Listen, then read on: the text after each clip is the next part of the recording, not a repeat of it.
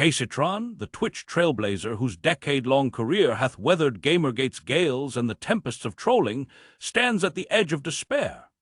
Sued by Klein, that YouTube yammerer turned copyright crusader for allegedly pilfering his content nuke.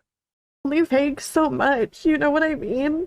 Somebody can only take so much, and I don't know, it's just very isolating to see, like, the people who do have, like, bigger voices to just, like, and I get that there's so many other things going on in the world.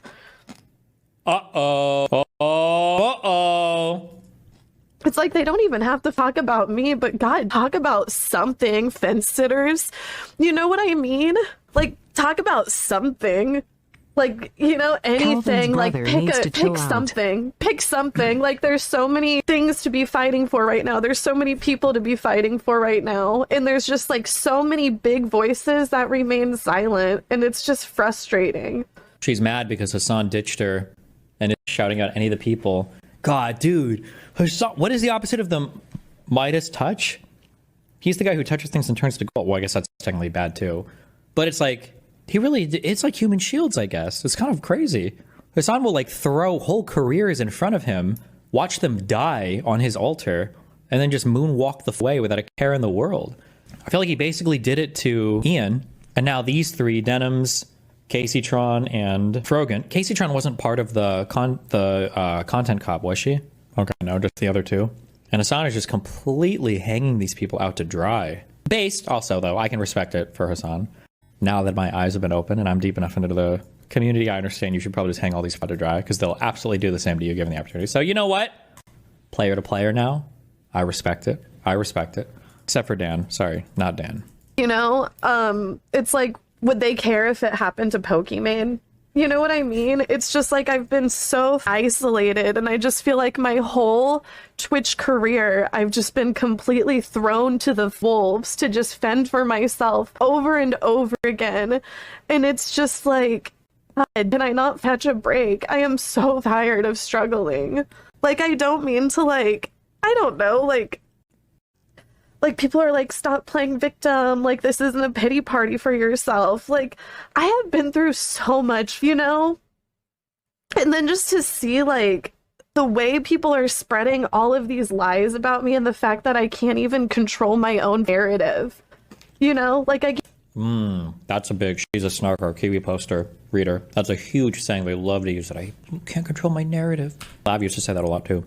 Just to see like the way people are spreading all of these lies about me and the fact that I can't even control my own narrative.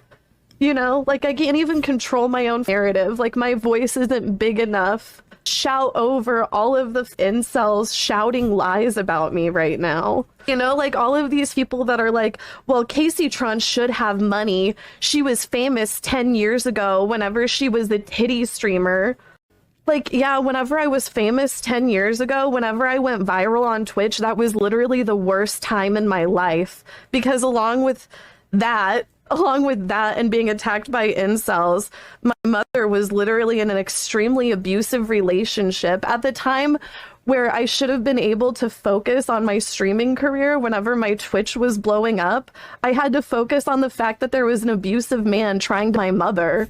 Hassan Piker video with scant commentary, she doth not merely fight a lawsuit but a legion of lies, a swarm of snarkers who paint her as a faded streamer unworthy of sympathy. Her voice, trembling with the weight of isolation, cries out on stream, a digital Cassandra begging the Twitch titans. Hassan Piker chief among them, to break their silence, to speak on something, to wield their platforms for justice rather than indifference. Yet Destiny, that Omaha-born oracle of online oratory, doth seize upon her words, interpreting her anguish as a veiled jab at Hassan, whom he accuses of abandoning allies like human shields, watching their careers perish on his altar while moonwalking away unscathed. This is no mere drama. It is a digital dance macabre, a clash of narratives where Kaceytron's pain, Destiny's cynicism, and Hassan's silence collide in a spectacle of streaming schism. What a spectacle, what a farce! Hassan, the grand architect of career catacombs, who strews the bones of erstwhile allies upon the altar of his self-preservation, then moonwalks away, unscathed, unsullied, unbothered. Did he not, with the precision of a geopolitical chessmaster, leave Ian in the lurch? Did he not, with the indifference of a deity disinterested in his own creations, abandon the troika of denim-clad disciples, Kaceytron, Throgant, and the ghost of content Kabwashi? Though, in fairness, Kaceytron was but a spectral observer in this tragedy. Yet in a twist of cosmic irony, destiny, ever the pragmatist cloaked in cynicism, tips his hat to Hassan's Machiavellian mastery. "Respect the game," he muses, "for in this cutthroat carnival, loyalty is but a fleeting phantom, and betrayal is the lingua franca of survival." Kaceytron's cry de coeur is a Promethean wail, a lamentation that pierces the digital firmament, a testament to the perfidy of those who wield silence as a cudgel while the embattled bleed. The lawsuit, that juridical juggernaut launched by Klein, doth descend like a meteor upon her career, a cataclysm that threatens to immolate her legacy in the fires of litigation. Destiny, that cybernetic Cicero, doth not merely comment but conjures a vision of Hassan as a digital Dionysus, sacrificing allies upon his altar of apathy, their careers consumed while he pirouettes into the shadows. Oh, the perfidy, the profligacy! The Twitch community, that fractious federation of fans and foes, doth swarm like locusts upon Kaceytron's narrative. There lies a pestilent plague that chokes her voice, leaving her to battle alone in a coliseum of clicks. This is no mere drama. It is a cosmic contest, a battle for the soul of streaming, where silence is a sin and narrative a scepter. Kaceytron's plight is a microcosm of a broader cultural malaise, a society where the marginalized, women, queer creators, survivors of trauma, are expected to endure in silence while the powerful prosper. Her lawsuit, detailed in Klein's June 19, 2025 video "I'm Suing These Three Creators," accuses her of streaming content nuke. Hassan Piker, with minimal commentary, allegedly smoking marijuana 42 times and admitting confusion, actions Klein deems non-transformative and malicious. Posts like those from Drama Alert, her amplifying the spectacle, while Reddit's r/Foxmoy accuses Klein of bad behavior, noting all three defendants are women, with Frogan and Denims facing additional anti-Arab vitriol. Kaceytron's GoFundMe, launched to cover legal fees, becomes a lightning rod for gendered harassment, with comments echoing Gamergate's venom. Her plea for big voices to speak reflects a progressive ideal. Platforms like Twitch, with its 30 million daily viewers, should be arenas of advocacy, not apathy.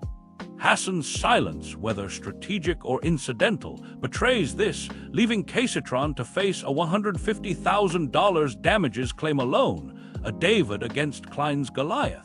The lawsuit and its fallout are not merely personal but cultural, a reflection of Twitch's toxic tendencies and the broader streaming industry's ethical erosion. Klein's content nuke, registered with the Library of Congress, was a trap designed to bait streamers into infringement.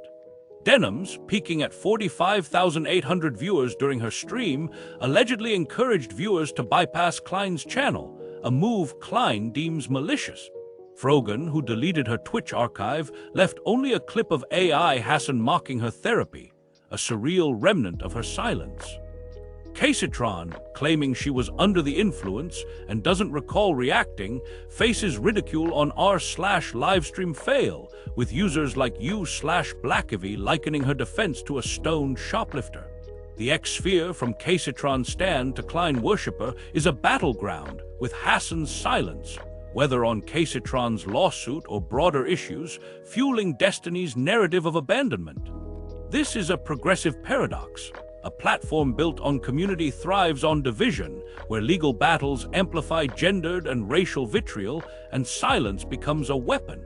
Twitch's reaction content culture, where streamers like Hassan watch entire TV shows or videos, risks legal peril from studios like Disney, as Klein warns.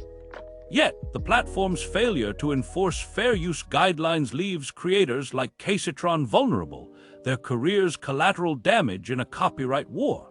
The gendered harassment, Kaceytron's GoFundMe swarmed with misogynistic slurs, Frogan's hijab mocked, reflects Twitch's toxic underbelly, a space where women and minorities face disproportionate vitriol. Hassan's silence, whether strategic or apathetic, undermines the progressive ideal of allyship, leaving allies like Denham's, who crowdfunded legal fees to fight alone. The liberal solution lies in community. Twitch must foster moderation that protects creators, enforce fair use with clarity, and amplify marginalized voices like Kaceytron's, whose plea for big voices is a demand for justice, not pity.